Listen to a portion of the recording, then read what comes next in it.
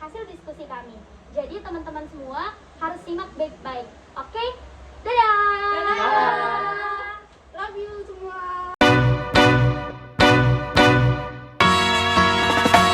Singing low while I pop a bottle off of ya. Chain swinging, clang clang, and it costs a lot. Bitch, I'm always at the guala, yeah, and you are not badass beat. Keep on going till you hit the spot. Whoa, I'm a big bag hunter with the bow. She got a big bed, never drop it low. Mama called me and she happy with the grow. Never ever fall for a party that's a no. Just bought the Kenny, about a million options. So the stock and I stop doing agreement. I rock arenas, bringing the peace. I'm bumping that park in the car, pretending I got all the eyes on me. Got a bad baby and she's independent. Too many people older than me, they're seeking attention. When they want me about the goofies, man, I should've listened. And the smell of the money, my stranger. Halo semua.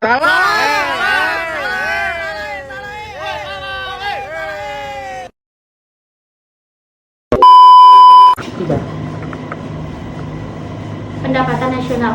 Pertama, pengertian pendapatan nasional. Teman-teman harus tahu dulu pengertian pendapatan nasional. Oke, sini aku jelasin. Pendapatan nasional ialah ukuran nilai hasil berupa barang serta jasa yang diperoleh suatu negara pada periode eksklusif atau jumlah semua pendapatan yang diterima masyarakat dalam suatu negara pada satu tahun. Next, pendapatan nasional mempunyai kiprah yang sangat vital bagi seluruh sebuah negara. Sebab pendapatan nasional adalah salah satu tolak ukur keberhasilan perekonomian suatu negara. Menggunakan pendapatan nasional akan terlihat tingkat kemakmuran suatu negara tersebut. Meningkatkan pendapatan nasional suatu negara, maka bisa dikatakan semakin tinggi pula kesejahteraan rakyatnya. Tetapi sesungguhnya, pendapatan nasional suatu negara tidak bisa menjadi indikator naiknya tarif kesejahteraan warga negara tersebut atau warga di suatu negara. Kenapa bilang gitu?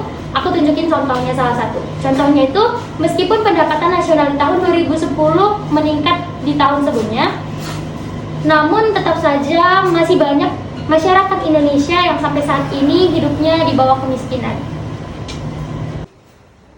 Beberapa konsep pendapatan nasional. Yang satu, produk domestik bruto. Sebelum kita bisa menghitung pendapatan nasional terlebih dahulu, wajib memahami apa yang dimaksud dengan produk domestik bruto atau yang disebut dengan gross domestic bruto. Karena PDB merupakan salah satu instrumen krusial untuk menghitung pendapatan nasional. Produk domestik bruto adalah jumlah produk berupa barang dan jasa yang dihasilkan oleh perusahaan atau orang asing yang beroperasi pada suatu negara yang bersangkutan. Barang-barang yang dihasilkan termasuk barang modal yang belum diperhitungkan penyusutannya, karena jumlah yang dihasilkan dari GPD diklaim bersifat bruto atau kotor. Hasil produk barang dan jasa yang didapatkan oleh masyarakat negara tersebut. Namun tidak termasuk hasil produksi perusahaan asing yang beroperasi di wilayah tersebut. Jadi, produk bruto atau Gross National Product (GNP) adalah jumlah barang dan jasa yang didapatkan oleh faktor-faktor produk, memiliki warga yang baik, yang tinggal di dalam negeri maupun di luar negeri. Produk PNB atau GNP adalah jumlah produk domestik bruto yang dibagi dengan pendapatan neto berasal dari luar negeri. Penghasilan neto ialah penghasilan dari warga negara yang bekerja di luar negeri. Penghasilan warga negara lain yang bekerja dalam negeri. Selanjutnya, aku akan menjelaskan apa itu pendapatan nasional neto atau net national income. Pendapatan nasional neto adalah pendapatan yang dihitung berdasarkan jumlah balas jasa yang diterima oleh warga sebagai pemilik faktor produksi. Besarnya NII diperoleh dari NNP dikurangi pajak tidak langsung. Yang dimaksud pajak tidak langsung ialah pajak bebannya dapat dialihkan pada pihak lain seperti pajak penjualan, pajak hadiah, dan lain-lain. Pendapatan income atau personal income. Kamu nanya apa itu personal income? Kamu nanya. Yaudah, Aku jawab ya, dengerin baik-baik. Pendapatan perseorangan atau personal income adalah jumlah pendapatan yang diterima oleh seseorang atau setiap orang yang berada dalam masyarakat. Pendapatan perseorangan pula menghitung pembayaran transfer atau transfer payment. Pendapatan per kapita. Pendapatan per kapita merupakan jumlah uang yang diperoleh perorangan pada suatu negara atau wilayah tertentu. Pendapatan per kapita bisa juga dipergunakan untuk menentukan pendapatan rata-rata per orang atau untuk suatu wilayah dan untuk mengevaluasi standar hidup serta kualitas hidup penduduk. Pendapatan per kapita dapat dihasilkan apabila pendapatan nasional dibagi dengan jumlah penduduk. Itu apa gue? Nah, di bagian ini saya akan menjelaskan tentang perhitungan pendapatan nasional. Pendapatan negara dapat dihitung dengan 3 cara, yaitu 1. Pendekatan pendapatan. Pendekatan pendapatan menggunakan cara menjumlahkan semua pendapatan yang diterima rumah tangga konsumsi dalam suatu negara selama satu periode tertentu sebagai imbalan atas faktor-faktor produksi yang diberikan kepada perusahaan. Dan rumusnya adalah seperti yang tertera berikut ini. Nomor 2, pendekatan produksi. Pendekatan produksi dengan cara menjumlahkan seluruh produk yang didapatkan suatu negara dari bidang industri, agraris, ekstraktif, jasa, dan niaga selama satu periode tertentu. Pada saat menghitung pendapatan nasional, harus menghindari terjadinya perhitungan ganda. Oleh karena itu, pendekatan produksi diperoleh dengan menjumlahkan nilai tambah seluruh barang serta jasa yang dihasilkan. Rumusnya seperti berikut ini. Nomor 3, pendekatan pengeluaran. Pendekatan pengeluaran menggunakan cara menghitung jumlah semua pengeluaran untuk membeli barang dan jasa yang diproduksi dalam satu negara selama satu periode tertentu. Perhitungan pendekatan ini dilakukan dengan cara menghitung pengeluaran yang dilakukan oleh 4 pelaku kegiatan ekonomi, yaitu rumah tangga atau consumption, pemerintah atau government, pengeluaran investasi atau investment,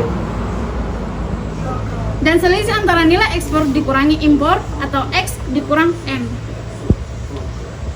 Dan rumusnya adalah seperti berikut ini. Udah. Selanjutnya, manfaat perhitungan pendapatan nasional. Tujuan dari perhitungan pendapatan nasional adalah untuk mengukur tingkat kemakmuran suatu negara dan mendapatkan data-data yang jelas mengenai semua barang dan jasa yang dihasilkan suatu negara dalam waktu 1 tahun. Apabila data pendapatan nasional diketahui, maka akan memberikan dampak bagi perekonomian dalam suatu negara. Dengan data pendapatan nasional, pemerintah dapat mengetahui tingkat penyebaran pendapatan yang kurang merata antar daerah. Dengan begitu, pemerintah dapat membuka lapangan kerja baru di daerah yang berpendapatan rendah dengan tujuan mengurangi pengangguran dan kemiskinan serta pendapatan antar wilayah yang juga kurang merata. Sehingga akibatnya kondisi perekonomian pada suatu negara dapat ditingkatkan.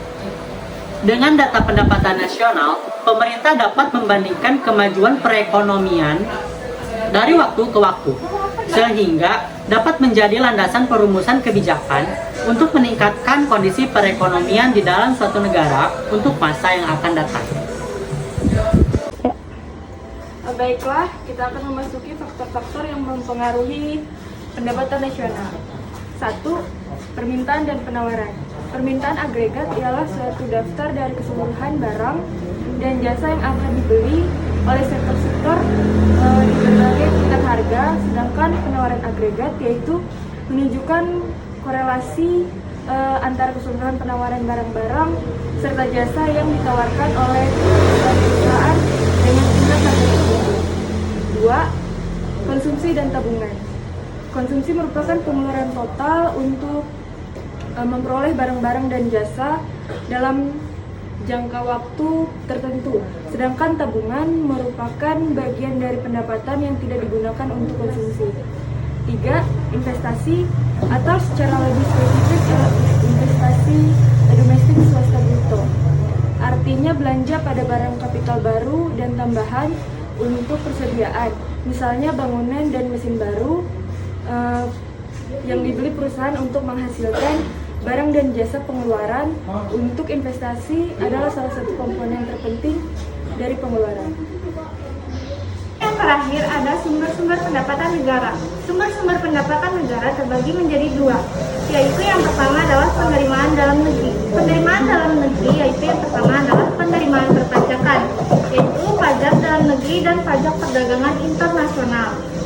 Yang kedua, penerimaan bukan pajak, yaitu penerimaan sumber daya alam, bagian laba, BUMN, dan penerimaan negara bukan pajak lainnya. Dan yang kedua adalah hibah. Hibah terbagi menjadi tiga, yaitu pendapatan hasil daerah, yaitu pajak daerah, retribusi daerah, bagian laba BUMD, penerimaan dari dinas-dinas daerah, dan penerimaan lain-lain. Yang kedua adalah dana perimbangan, yaitu bagi hasil pajak dan bukan pajak, serta dana alokasi umum. Yang ketiga, pemerintah pusat, yaitu dana alokasi khusus, dana perimbangan, pinjaman pemerintah daerah, dan pinjaman untuk BUMD, lain-lain pendapatan yang sah. So guys, sekian presentasi dari kelompok kami. Terima kasih telah menyaksikan dan menyimak penjelasan dari setiap kelompok kami. Jika ada salah kata atau bahasa, mohon maafkan. See you next time.